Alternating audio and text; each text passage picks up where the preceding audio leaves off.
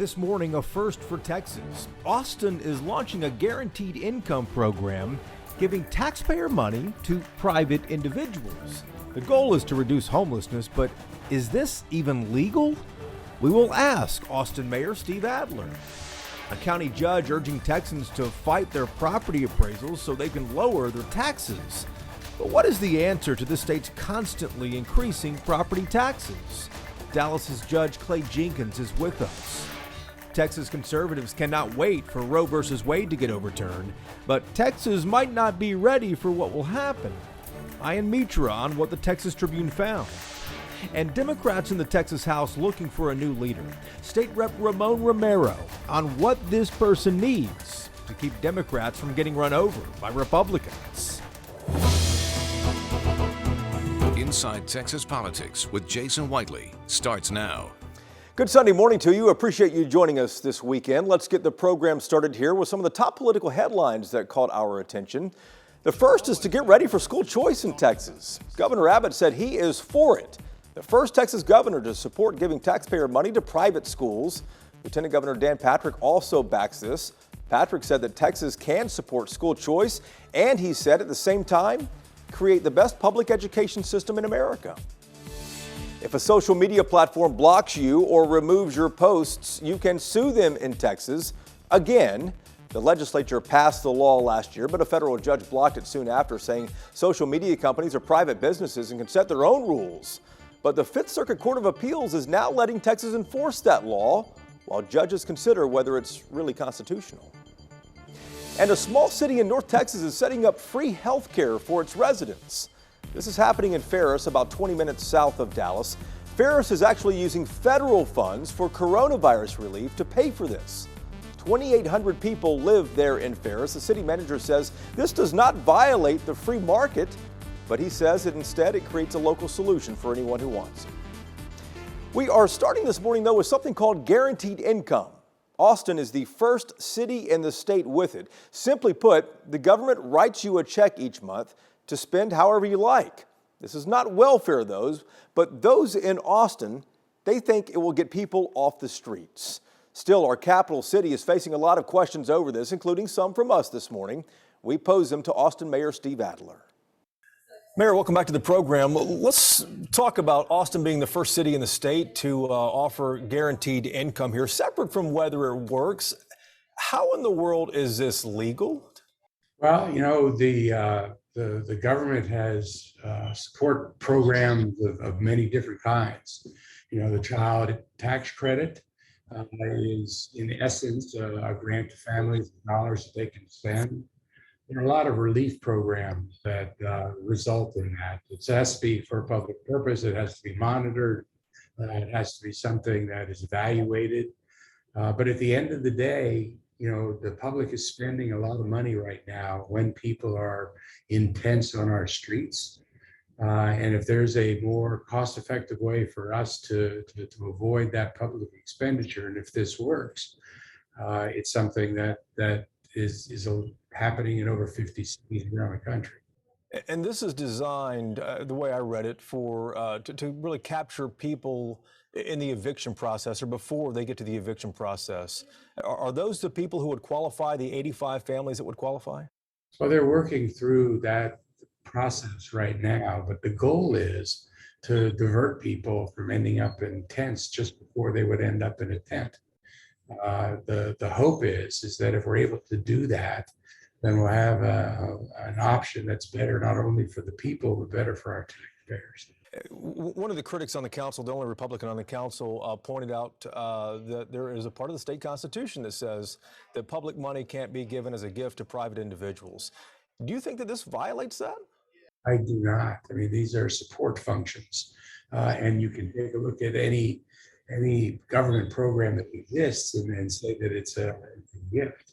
When you provide someone an after-school program, is that a gift to the person? I mean, you could say that about any government assistance program, and they're upheld. The reason to do this is not to give someone a gift. The reason to do this is to meet a very important public use and public purpose. And right now, our city is spending an awful lot of money trying to get people out of tents. And if there's a better, more cost-effective way to do that, then we need to do it. Mayor, how will you guys evaluate this? You mentioned evaluation a moment ago. How do you judge whether this has been successful or not? You know, again, the folks that are setting up the model will determine that. But my understanding is that they're going to create a pool of people that qualify with whatever standards it is, and then they're going to give the support to half of them, and the other half they're not going to give support to, so that they're going to have two different cohorts that they can then compare what happens to them over the course of a year. Do you see this expanding beyond the 85 families, or how high are your hopes on this? This might actually work in Austin. Well, you know, my goal is for us not to have anybody in tents, and so I mean I don't know what the number would be. You know, we'll do it if it saves us money and it has better outcomes. Mayor, we'll be watching, and we always appreciate your time. Thank you. To D.C. now for a moment. You know, Monday marks 2 weeks since that draft opinion was leaked from the Supreme Court showing Roe versus Wade will likely be overturned, perhaps later this year. Politically, this is an issue Republicans cannot wait to deliver on. In reality, like everything else, this is complicated and likely to create some new issues. Ian Mitra is the senior managing editor of the Texas Tribune, joins us each Sunday. Ian, you guys have done some reporting there at the Tribune how Texas is not really ready for a post-Roe world. Hard to say this morning, but tell us how. Well, that's the concern that a lot of advocates and experts are talking about right now, which is, you know, with this likely path to where Roe v. Wade will be overturned, you know, there will be a need for greater support services. And, you know, a lot of advocates and experts warn that, you know, Texas already has a strained social safety net, whether it comes to, you know, the number of uninsured pregnant women, or the aspects of, you know, many who don't have access or may not seek prenatal care, along with the issues of maternal mortality and, you know, Medicaid funding as well. So these are all things that, you know, people are sounding an alarm about right now. GOP leaders have talked about like increasing the social safety net when they reconvene in 2023, but it is something to watch. Well, definitely something to watch. Let me ask you briefly here too. Conservatives obviously claimed victories in school board races last weekend. Is public education something we're going to see continue through to November? I think it'll continue to be a very important point of discussion. I think there's a lot of interest in these races and a lot of interest in kind of the future of public education. And while a lot of Republicans have been talking about issues like critical race theory and books and libraries, you know, there's also the aspects of, you know, continuing the aspects of issues like learning loss. And I think these will continue to be issues, teacher shortages as well, that will just continue to follow through the general election. Gotcha. Ian, back to you in a moment. Thank you very much. Coming up next, Democrats in the Texas House looking for a new leader. State Rep Ramon Romero on what this person needs to keep Democrats from getting run over by Republicans. And tomorrow is the deadline to protest your property appraisal in most of the state at least. The Dallas County Judge, Clay Jenkins, urging people to protest their valuation if they want to lower their property taxes. Inside Texas Politics, back in a moment. Welcome back to Inside Texas Politics. Tomorrow is the deadline across most of Texas to file a formal protest over your property appraisal. People can do this online through your county's central appraisal district. Fighting the value of your property is one of the things you can do to slow this state's skyrocketing taxes. Something we discussed with Dallas County Judge Clay Jenkins. Judge Jenkins, welcome back to the program.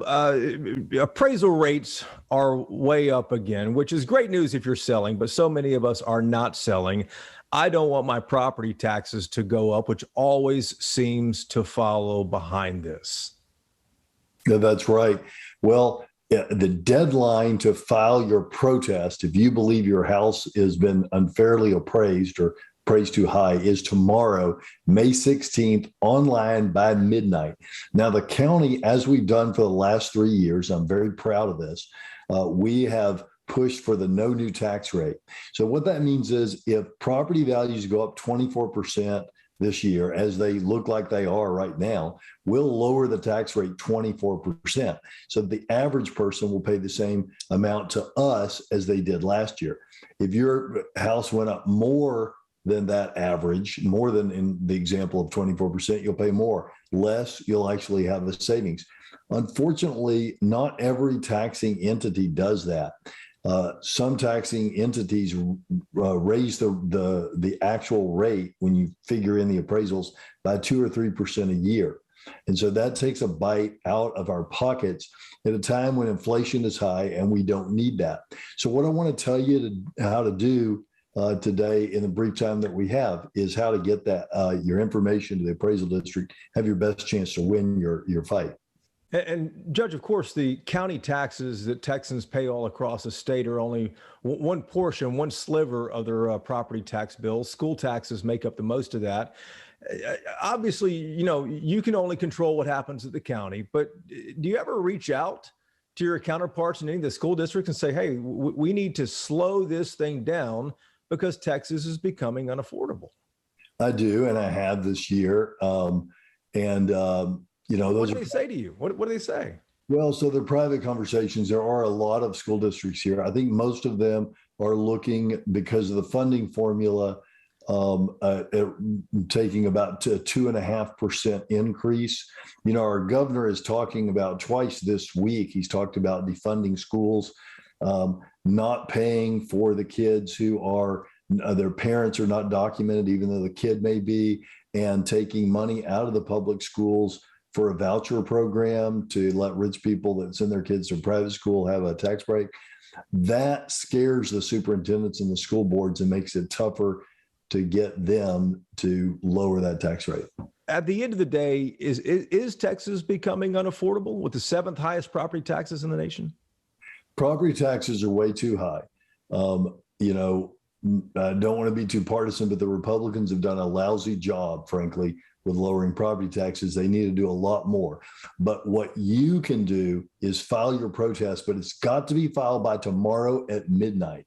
And don't, if you just say, hey, you said my house is worth $600,000, I say it's worth $500,000, and you don't put anything in there, that's not going to work. You need to have pictures or comparables or something to justify what you're saying. I've given you some examples of old appliances, cracks in the walls, wood rot. Maybe you need a new roof. Maybe your roof is 15 or 20 years old and you need a new roof. Tell them that.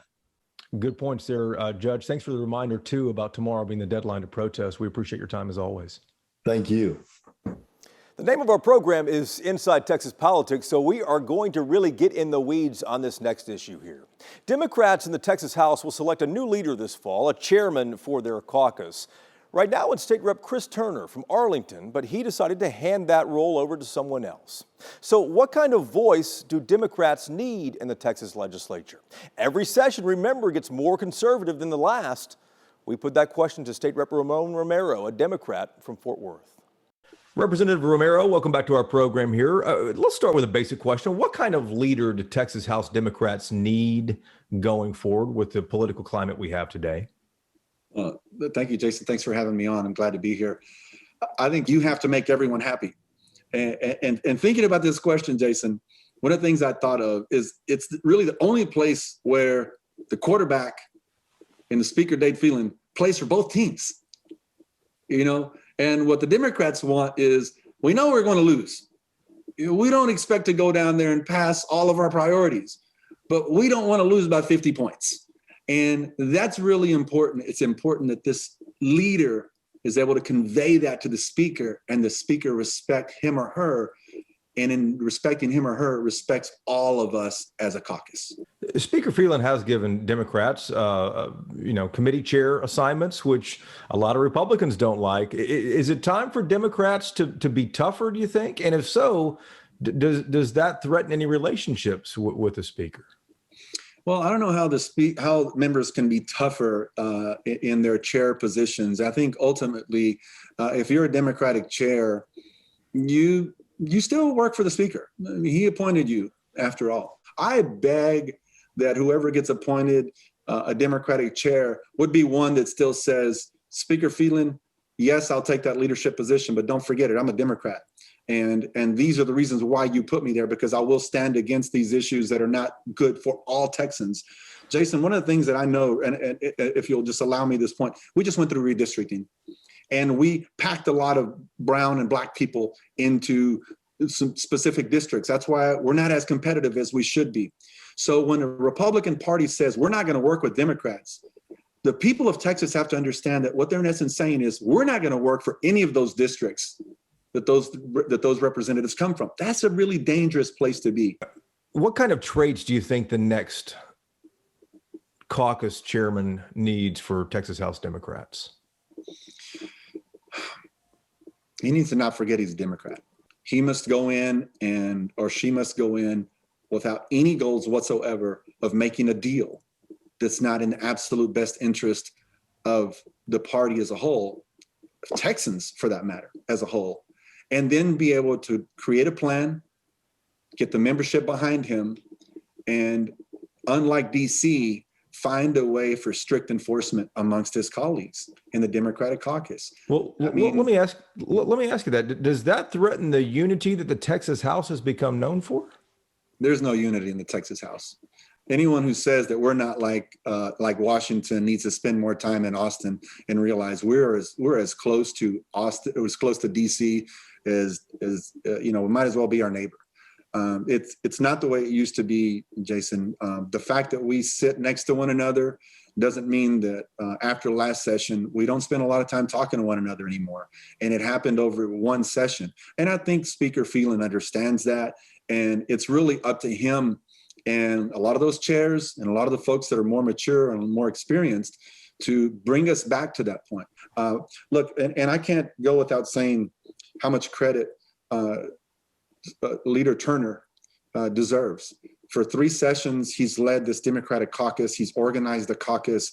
He's put on retreats, summer and spring retreats, led us in DC as well. And he's done as tremendous a job as anyone could have asked for, certainly not without criticism, including criticism from myself.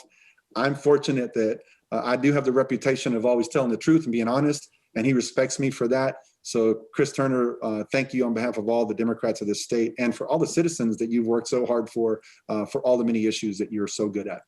Representative, thank you for the time. Thank you, Jason. Glad to be here.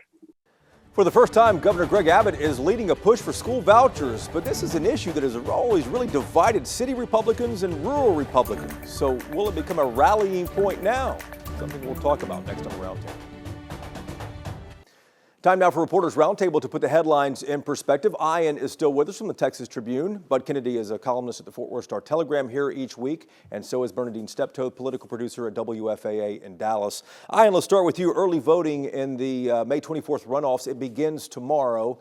Is the leaked draft opinion from the what's going to foreshadow Roe versus Wade, is that going to have any impact on turnout? It may have a little, but it's also a very low turnout election. And when you have a runoff and following a low turnout primary, it's going to be hard. Mostly it's going to be the party faithful that really vote. Yeah. And so it's, there may be some bump, but it's really going to be a pretty low turnout probably. And Bud, the largest race out there right now that everyone is watching is the Attorney General's race, the runoff on the Republican side. And the incumbent, Ken Paxton, he hosted a screening for a new political movie claiming fraud again in the 2020 election. What's the whole point behind this? Is this a campaign? Well, I think one thing we can see is that he's going through the motions and he's not worried about the runoff one bit. He's aiming on toward a fall election and a presidential election and having Donald Trump support. So, he's very much still trying to be Donald Trump's lawyer. Yeah, and Bernadine, obviously the polls that we have seen show that Paxton is considerably ahead of George P. Bush. What are you watching for as we close in here on the May 24th elections, these runoffs? I'm still watching the turnout, and I think that it will be low. However, let's see who turns out their people, because that's going to be very important. And I think that Paxton is looking at satisfying former President Trump talking about the election, because that's not an issue in Texas at this point. But we're going to, I'd like to look at the turnout again and see what they can do to get their people to the polls. If they get their people to the polls, it's always a challenge for campaigns to do that. But let's talk about the other, the big news politically in this state. Governor Abbott now coming out saying he supports school vouchers. This has always divided city Republicans and rural Republicans. Is it going to be a rallying point now? And Governor Abbott said something almost along the lines of, if you like your rural schools, you can keep your rural schools. It sounded very familiar. Something else in politics that was said a few years ago. But this is now the rallying point. This is, Governor Abbott's, essentially jumped in front of the bandwagon on this. It's been rolling for 20 years. School choice will be the issue, and education will be the issue. Yeah, this is another attempt to win back the suburban vote. And though, when I look at the legislature, you've watched many sessions as well too. Rural Republicans have an outsized influence in the legislature. Are they going to go along with this? Yeah, that's the thing, and I think a really important thing to watch is what happens in the House. Those are districts that are smaller districts than the Senate. The Speaker of the House, Dade Phelan, has already kind of said that when they've done kind of test votes and looked at this before, there's been a pretty wide gap on this. So it's hard to see that kind of narrowing. But if the issue gains momentum, it could change a little bit this time. Bernadine, indeed it could, couldn't it? Well, let's see, because what, the governor can say a lot of things, but what's going to be important is the type of laws and legislation that comes out of the House and the Senate. And the rural voters, Republican rural voters, they do have a lot to say. And so Governor Abbott, remember, he's still running for office. So we'll determine what happens once the House convenes. But at this point now, this is all about campaigning. Yeah, and back to your point too, and public education likely to be an issue as we close in on November. Guys, thank you very much. We appreciate it. Thank you for watching as well. We're back again next Sunday to take you inside Texas politics, and hope you can join us then. Until then, have a great week.